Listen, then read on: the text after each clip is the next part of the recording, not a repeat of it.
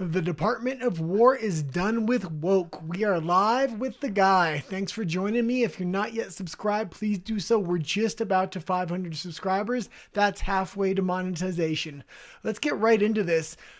We have been moving studios, so my times might be a little bit different over the next couple weeks. I'm trying to move all my equipment there and such. Let's get right into Pete headset care, though.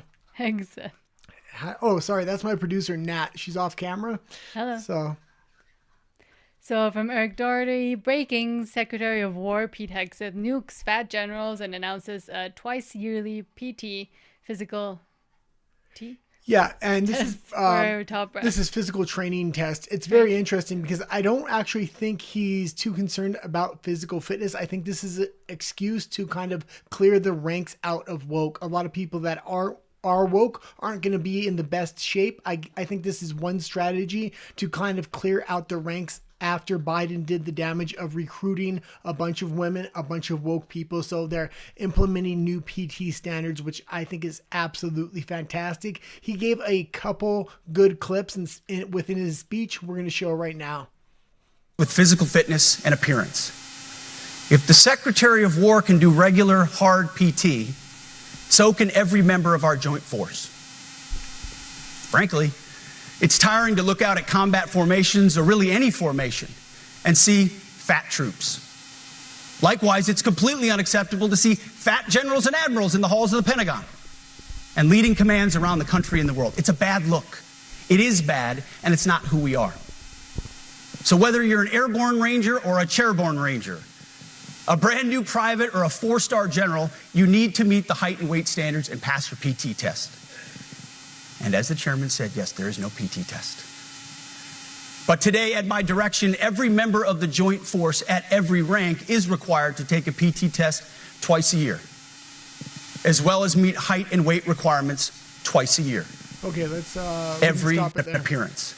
And that being said, it's going to be very interesting if a lot of these people can't make these requirements. He said they are no longer also doing a double standard for men and women. If women want to be in the military, they are going to have to hit the same standard as everybody else. They're trying to take out the DEI components and different measures of success. They want one measure of success, and that is success.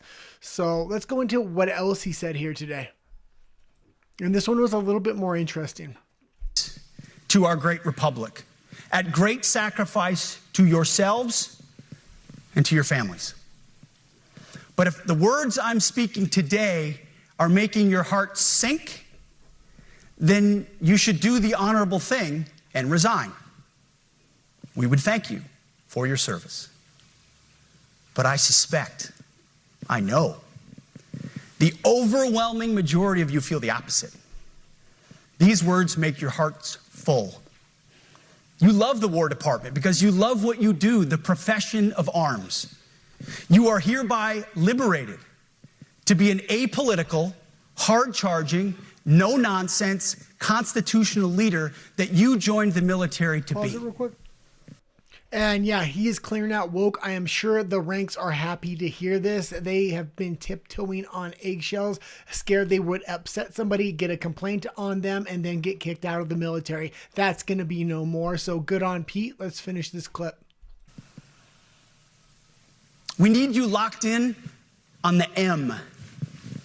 Not the D, the E, or the I. Not the DEI or the DIE of dime. By that I mean the M. Military, of the instruments of national power. We have entire departments.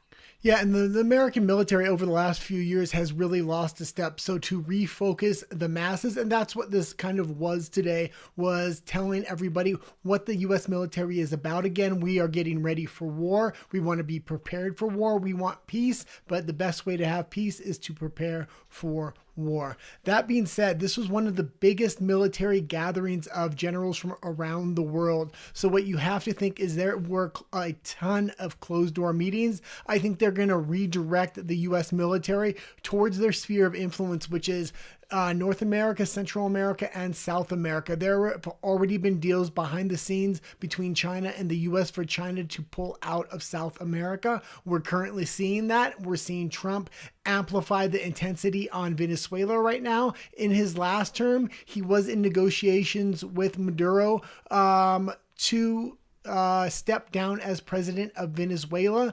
Those secret negotiations happened in Mexico City, and Trump did the same thing at that time. He really amped up the pressure on Maduro, went into these negotiations. He had almost sealed that deal, but then his term ran out and he wasn't reelected. He's back in office now. I think he's going to start that strategy early in his term so we can get this thing settled by the end of his term.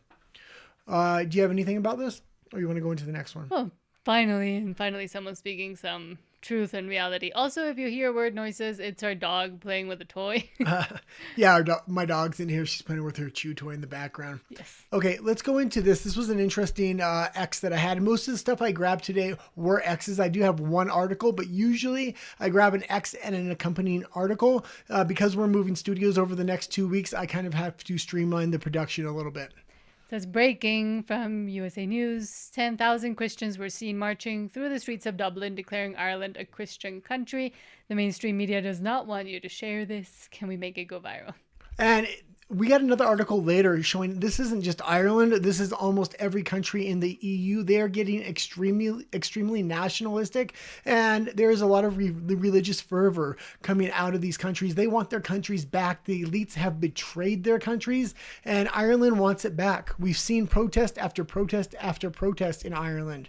They're also trying to rig these elections in Ireland. Conor McGregor was going to run for president. It looks like they had disqualified him. He didn't have enough politicians on his side. In Ireland, you need to be endorsed by other Irish politicians in order to even run. So it's a rigged system right from the beginning. And we also saw a revival of Christianity, basically, that happened after Charlie Kirk was assassinated, and especially during his memorial service. But the church is being filled. Everybody's saying they can't even find parking. The regulars that used to go before everything. And we see a bunch of young men specifically turning towards church and more Orthodox church. Well, I know we're moving studios. I'm probably going to start going to church here soon every Sunday. That being said, it's very interesting because we are simultaneously having mass people adopt Christianity and start going to church. And at the same time, there is a war on Christianity. We moved from Canada to Mexico City. In Canada, they burnt down 200 independent churches.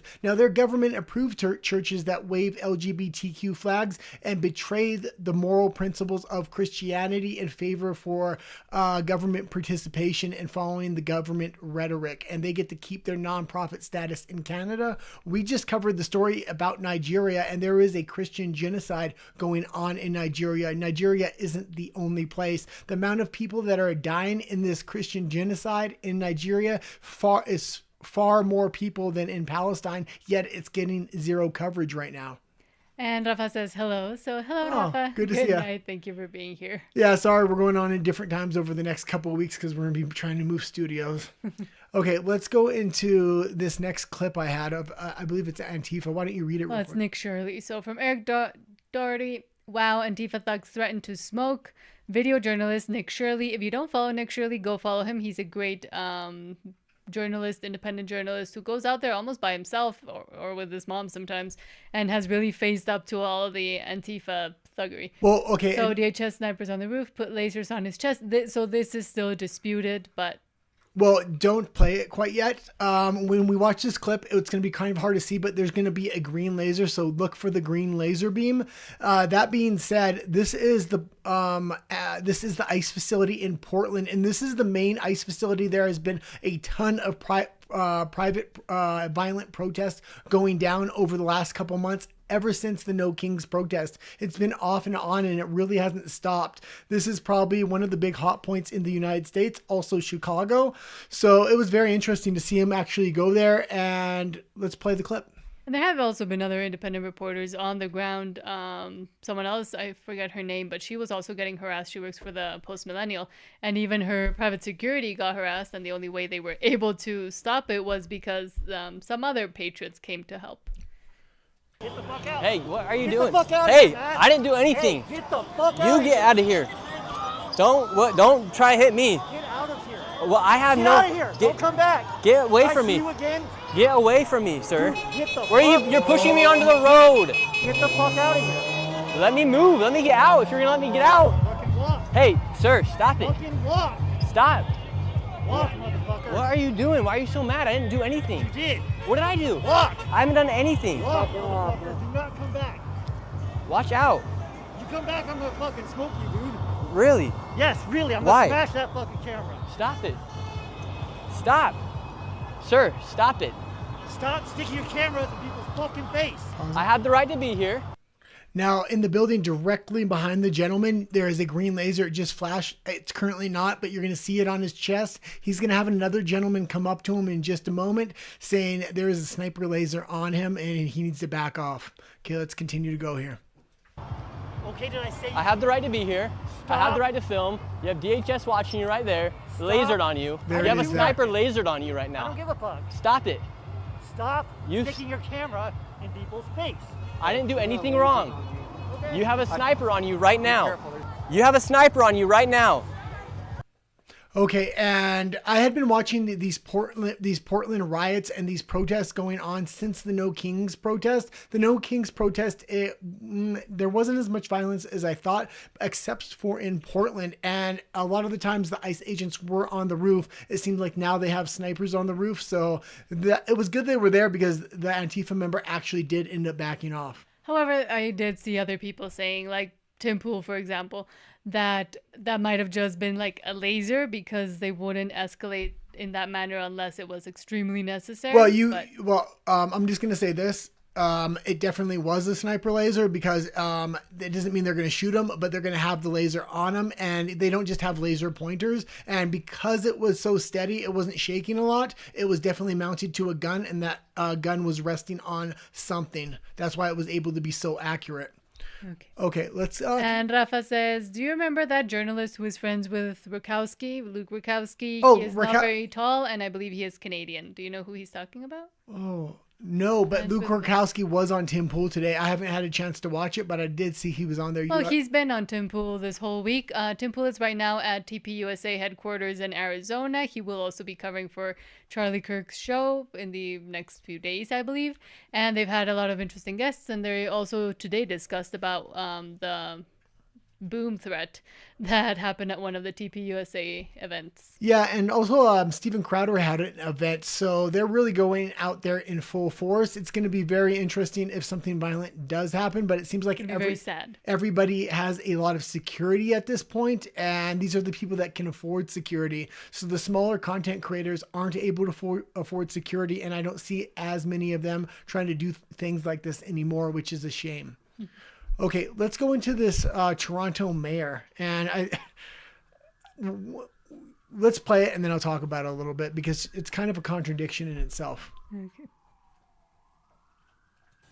We have been providing shelter to people who arrived to Toronto fleeing violence, war, and persecution. But now the federal government won't pay their bills for the service, and the city is short by $107 million. We can either stop sheltering refugees claimants, leave them on the street, which will make homelessness worse, reversing the progress we made on reducing the number of encampments. Or Torontonians will have to pay for it through their property taxes. Neither is fair. Well, and this is the thing. They're not just going to let these people sleep on the street. This is Canada. They're going to raise property taxes, and you will be renting your house even after you own it because the property tax will be so high. They're having to release a budget in Canada on November 4th, and it is expected to virtually bankrupt the country. It won't do it right away. It will take 12 to 18 months after that budget is submitted. That being said, there is a lot of rumors what's going to happen in this budget if it is passed. I think Mark Carney wants to win a majority government in Canada, and that's why he's proposing such a large budget. He's trying to buy voter blocks off, much like Justin Trudeau did in the last election that he had won before Mark Carney got in there. Okay, let's go into Joy Reid. And Joy Reid is just generally crazy. She's been a lot more crazy since she had lost her show. And I do watch this clip and comment afterwards what I thought about it. Is that if you go back before the 20th century, there were no income taxes, there were no regulations on business. You could earn as much money as you want, leave 100% of it to your children with no taxes. Right. That's the world they want back. And to get it back, they need society to change. They need people to be less modern. They need people to want fewer things. Is that if you go back before the 20th century. That's what they want. Yeah, we want freedom. That's exactly what we want. We do want freedom. And the fact that the government has been able to infringe freedom after freedom after freedom over decades, over the last 100 years, we're absolutely sick and fed up with it. We want it back. It's a modern person wants to pay taxes, wants to be enslaved by the government. No, we want freedom in order to educate and teach our kids what we want and to pass that inheritance down. And it is insane that she says, oh, they want no income tax, no regulations, earn what you want, family inherits everything. Yes, that's exactly what people are clamoring for. Well, I hope they run on this because Donald Trump is trying to take out property taxes, and so is Ron DeSantis. So if they're able to take property taxes down and replace it with a tariff, I think people will be absolutely ecstatic about that. If the Democrats are going to run on, we want to tax you more, we don't want to take off taxes, we want to actually increase your housing taxes, increase your work taxes, we want to tax you more. I don't see how that's a winning strategy. And we don't want you to be able to pass your inheritance down to your children. And it's this continuing expansion of government and reliance on government through taxes, through hoping the government can solve everything by charging you more money to do it and then being completely doing it in completely moronic ways. But that is the only way that they can see through, instead of letting people have their freedoms and liberties and figuring it out as a society, but not dependent upon a more and more bloated government. Well, I would say we're at this point living in two totally separate societies, but I don't know if we are, because more and more people are coming over to the side of sanity, which is conservatism.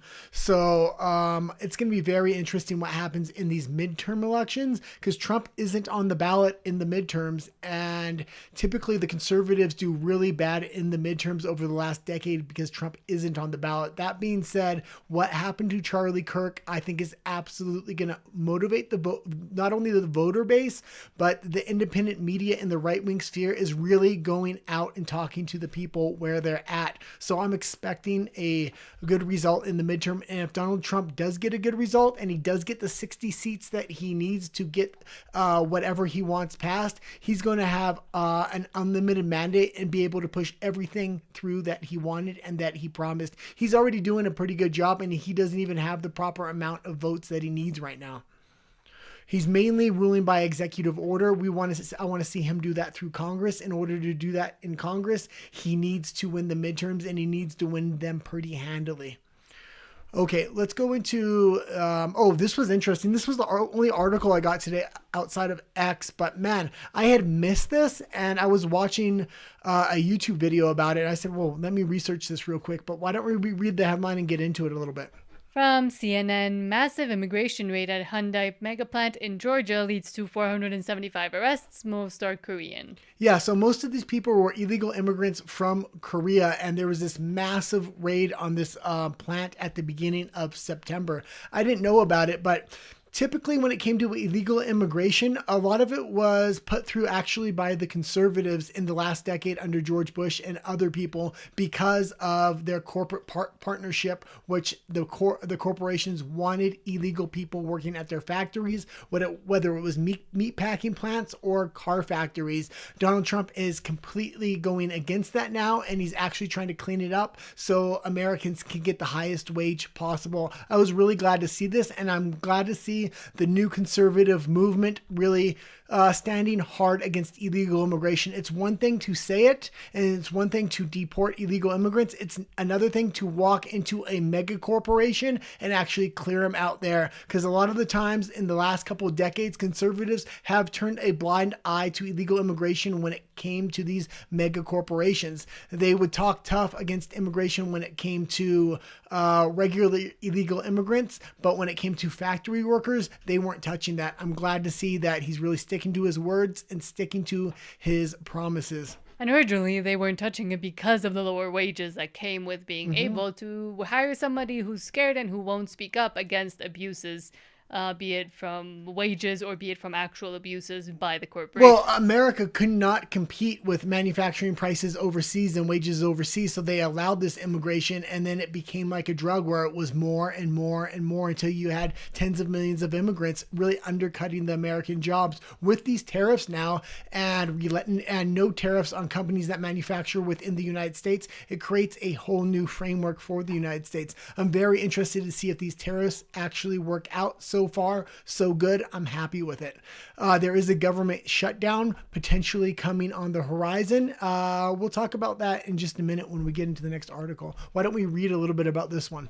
Hundreds of federal officers descended on a small southeast Georgia community and raided the Hyundai Meta plant, arresting 475 people in the largest sweep yet in the current Trump administration's immigration crackdown at U.S. work sites. The majority of those arrested Thursday at the enormous site in Elabel, about 25 miles west of Atlanta, Georgia. One moment. This is not just like Mexicans and South Americans and Central Americans coming across the border and then looking for work. This has to be extremely organized. The company itself is actually from South Korea, and they're importing illegal workers directly from the country. There was a huge scandal on this about how they actually did this and the way they were treating these people like modern day slaves straight from Korea over to America and controlling every aspect of their life.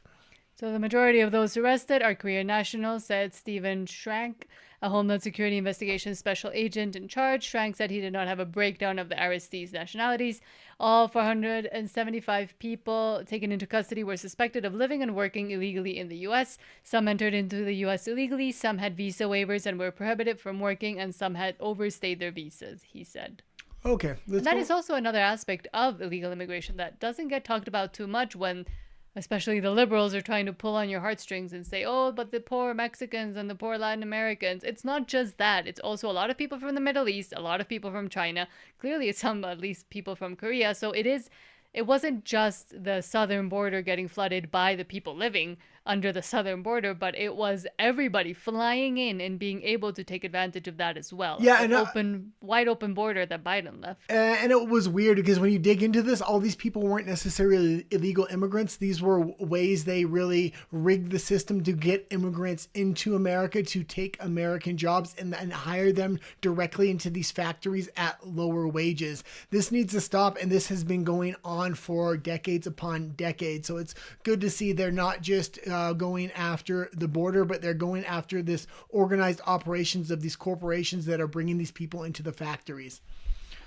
Okay. And again, I want to see American companies and American manufacturing for American workers, just like I want to see Mexican jobs and Mexican manufacturing for Mexican workers and Canadians for Canadians. I want to see strong nationalistic policies that are based around their citizens and creating better lives for the citizens of their countries. Globalization just completely undercuts citizens of other Western countries. And Rafa says his name is Dan Dix from Press for Truth. I do know Dan Dix from Press for Truth. He used to do a lot of reporting in Vancouver. I thought maybe that's who you meant, but I wasn't sure of the connection because I never really connected them. I do know they did some work together a long time ago, but I actually met him also working with Billboard Chris, but also just working around protests and stuff in Vancouver. So I do know who Dan Dix is, and he's really nice too. Okay, let's get into this digital ID. And this is a bit of a longer clip, so I'm going to get you to play it at 1.75 speed. And we went into digital IDs the last few days on our shows together. The one day my mic wasn't working, so sorry about that. And we had covered digital ID amazing that day, but because the mic didn't work, I covered it again on the next episode.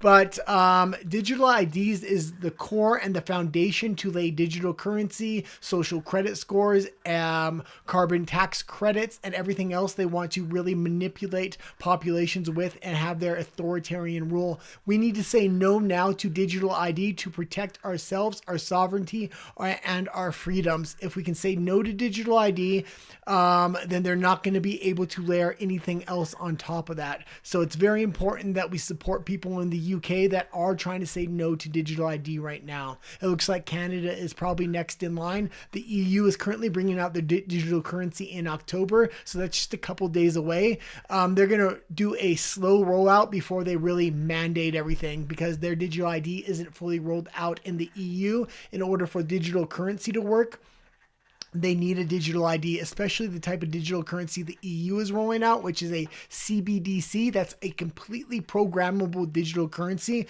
I believe it's a little bit different than what Trump's trying to roll out. Trump is trying to roll out a stablecoin, which provides a little bit more freedom. It can work in conjunction with the dollar. I don't mind a digital currency so much as long as there's still a physical dollar around.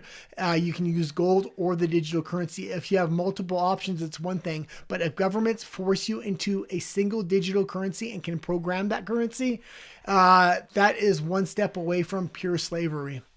And I was also going to say, go follow Press for Truth and Dendix, because he's awesome as well. Canadian independent reporter. And from Camus, he says the debate over digital ID is heating up, and Nigel Farage has positioned himself as its most vehement opponent, which will work well for him in the end, in my opinion. Yeah, and I have to give it to Nigel Farage, because he had seemed to be coming more over to the middle, picking up a lot of liberal policies, trying to appeal to liberal voters, because I think he's kind of cornered the conservative market. So he's trying to broaden out his appeal. I haven't always agreed with everything he says, but with digital ID, he is bang on the money. And for this policy alone, I would vote him in. There is a big call in the UK right now to, what were we talking about yesterday? The word about Parliament? Oh, for the king to dissolve Parliament. So hopefully that does catch on, because if they dissolve Parliament and hold another election, Reform UK will absolutely run away with that election. Okay, let's play this. They let them. Let's play this clip at 1.5 speed. He said 1.75. Oh, yeah, 1.75. Sorry. We have not had ID cards in this country for over 70 years. We had them briefly during wartime Britain, but in the end it was decided they weren't doing any good at all and we got rid of them. But they're to come back, but now in a digital form. And of course the high priest for all of this for the last quarter of a century has been Tony Blair. Here he was just recently reiterating the call. The benefits are clear. Digital ID will make our interactions with each other and with the state faster, cheaper, and more reliable. It will allow us to judge who has a right to be in our country and who doesn't, and so solves one of the major challenges of immigration. The benefits are clear. The state can control every single aspect of your life. They can know where you are at any given moment in time. They can see what money goes in and out of your accounts. They can decide, oh, no. You can't go to Marbella. You've used up your carbon credit for the year. Now, you might say I'm exaggerating, but these are the endless possibilities that could happen with digital ID. And frankly, for me, I saw enough during the pandemic with vaccine passports.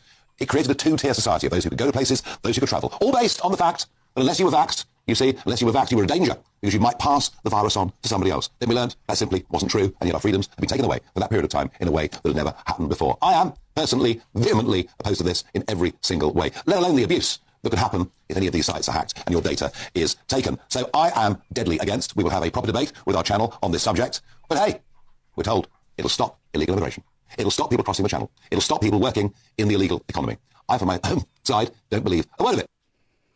And he's absolutely right. They people that are doing hiring, there are already supposed to be checks with social security numbers and other background checks. So people that are hiring people illegally and paying cash are going to continue to do that. Digital ID is going to do nothing. Germany has already implemented a digital ID. It did nothing to clean up their immigration system or any other of their systems. So everything that government is trying to sell the population about these digital IDs are in direct contradiction to other countries that already have these digital IDs. These things did not work. They didn't fix the system in any way, shape, or form other than strip citizens of their freedom. And it strips more and more freedom year after year as they stack more things on top of digital ID, such as digital currency, carbon credits, so on and so forth. Now is the time to say no to digital ID. If we can stop it there, we're not going to have to worry about anything else, or it's a lot less likely we're going to have to worry about other things. Something we do have to worry about is still Netflix, because from the libs of TikTok, wow, kids show Jurassic World Camp Cretaceous on Netflix is pushing woke garbage on children. Isn't it supposed to be about dinosaurs? Yeah, and I had trouble kind of hearing this the first time, so hopefully you can hear it. That being said, this is kind of a lesbian clip plugged into a Jurassic Park kids cartoon. Nobody's asking for this. We want dinosaurs, not lesbians. And that being said, we do have another clip accompanying this, or another article accompanying this, about Elon Musk canceling his Netflix for another series that was on there. Let's go into this one first, though. Another post. Thank you. Folks, you need to check this out. We just sent our kids to bed. This Jurassic World was still playing, and we came across this. You were trying to tell me something before. What? Earlier. All the way. In the lift, before the Nothosaurus went all crazy. It seems super important. It was. The truth is, Sammy, I've fallen for you. Lord have mercy. Like, hard. Real hard. Jurassic World, you know? Jurassic World. Since when did this happen in Jurassic World? I thought it was about dinosaurs. Dinosaurs, guys. Oh my gosh. Look at this. Look at this. Jurassic World, guys. Protect the kids. Protect your kids. Yeah. Sometimes you have to watch what they watch. Watch what they watch, guys. This is crazy, guys. This is Jurassic World. Jurassic World. And we sent our kids to bed just before this happened. We didn't even know this was going to happen. Inclusion there as well. This is crazy. This is crazy, guys. And she's also body positive. If we notice one lesbian. Yeah, I'm hoping to see less and less of this. We're seeing Netflix stock really tank, not from just this, but through this Elon Musk post as well. From Eric Doherty, breaking: Elon Musk just canceled his Netflix account after it was revealed that the platform is carrying a they produced show called Dead End Paranormal Park, advertised for 7-year-olds, that pushes pro-transgender ideology on children. I'm trans, the character says in the show. Yeah, and I had heard about this and we had talked about this before. It's great when you see somebody like Elon Musk who has massive reach kind of bringing this to a forefront, because now the Netflix stock has been tanking the last couple days. I don't think it's going to completely go under, but it kind of sends a message to Netflix executives the direction we want the company to go. And if they do cancel shows like this and they green light proper projects with family values, especially when it's regarding kids, I'm all for signing back up for Netflix. And also especially for Elon Musk. I mean, he went through this struggle if you don't personal life. If you don't know what happened to Elon Musk, the reason he is so conservative to this day is because he believes the government has tried to trans his children, along with the entire woke movement. Yes, so he does go hard against it. Okay, and let's read this and I'll talk about it. The clip's not very important, but we can play the clip as well. From Nick Sortor, breaking: the bill to keep the government open is set to fail on the Senate floor, as most Democrats refuse to vote for it without funding for illegals' healthcare. The government shuts down at midnight Eastern. Dems are prioritizing illegals over American citizens. Yeah, basically they want healthcare for illegal immigrants, which is going to slowly bankrupt the United States. America's social security system, healthcare benefits need to go to Americans, not to illegal immigrants, if they want to keep America afloat.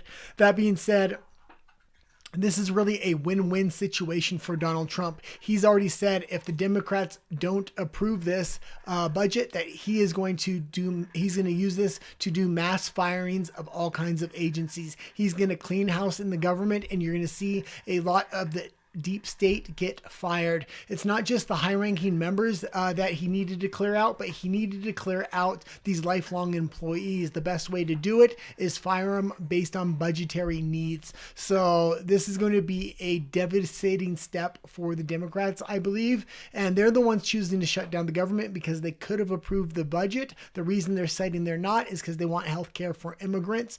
I'm all for this, and I'm going to be very interesting to see what does happen here, how many people actually do lose their jobs. I'm all for smaller government and more state-run government. Okay, let's play this. And Rafa says absolutely degenerate about the clips, but it could also be about this. And he also says, now you're just 10 subs from reaching 500. So we'll keep pushing. I know. We will God, we're almost there. And it's especially hard now because we're moving and we're not able to actually produce as much content as we usually would want. Well, and we're only 6 away from Rumble. But when we move to the new place, we're going to start going on Twitch as well. So it'd be interesting. Yes. But do you want to watch? Yeah, let's just play the clip real quick. There might be. Oh, yeah, there is no sound on this. Huh. Okay, you can stop it. This was just the House floor showing them they are going to vote no on the budget, and it's going to result in Donald Trump clearing house in the government. But it's also ridiculous because in many other countries where these illegals come from, people don't get free healthcare if you're there as an illegal immigrant or even as a tourist. So, well, it's inviting more illegal immigration. We showed Canada. They're not just giving healthcare, but they're giving tens of thousands of dollars worth of stipends per year per illegal immigrant. They're putting them up in hotels. They're giving them 5-star meals. Like, it is costing the government a lot of money at a time. Governments are going bankrupt themselves, and they're having to strip their citizens of their health care and other basic essential needs in order to give it to these immigrants. This is why there's so much backlash against illegal immigration. People aren't necessarily against immigration. We just want it to be done properly. Canada specifically used to have one of the best immigration systems. Every other country in the world used to go to Canada to study their immigration system because it not only helped the immigrant, but it helped the country, and they integrated the immigrant into the country. They've kind of completely trashed their traditional immigration system in order to try to cash in on their GDP. It's now hurting the immigrant, hurting the country, hurting the citizen, and we're going to see what happens, but I don't think there's anything good in Canada's future. Okay, let's go into... And also with all the mass immigration, especially in Canada, but in a lot of other places, the main issue is infrastructure. They haven't tried to even better the smallest things of infrastructure that should be bettered before you import millions and millions of people. And that's why there's housing shortages, why everything costs so much, and why people are going back to their own countries. Well, yeah, I used to work with a ton of immigrants, and when I was working in Canada, work with immigrants. When I first moved to Canada, people were excited, but by the time I left, immigrants were waking up within 3 to 4 months saying, this is not what I was promised. This is not what I want. I want to go back to my country. A lot of them wouldn't have the means to get back to their country, so they were unable to, even though they would own houses and land back where they lived. A lot of these immigrants were actually highly educated, owned land, owned a house. By the time I left, the standard of immigrant that was actually coming into Canada couldn't even afford to leave if they wanted to at the end. Okay, let's go into the last story of the day here. And speaking of, from the British Patriot, Europe wants mass deportations. Nationalism is surging across Europe with a powerful wave of patriotism sweeping through each country. The globalist agenda is crumbling. Okay, you don't need to play it quite yet. Let's just look at this. We have Ireland, Germany, France, Poland, Spain, and Britain. They're all holding the flags of their country. They want the sovereignty of their country back. They're not waving EU flags. They don't want another government taking away the sovereignty of their own president, of their own country, of their own citizens in order to dictate what they must and must not do. The EU needs to be disbanded at this point because they are absolutely shitting on the citizens of all these countries. These citizens are starting to stand up, and if these citizens start having revolution or violence, you're going to see the EU is going to step in with authoritarianism and start stripping freedoms from these people and throwing people in jail.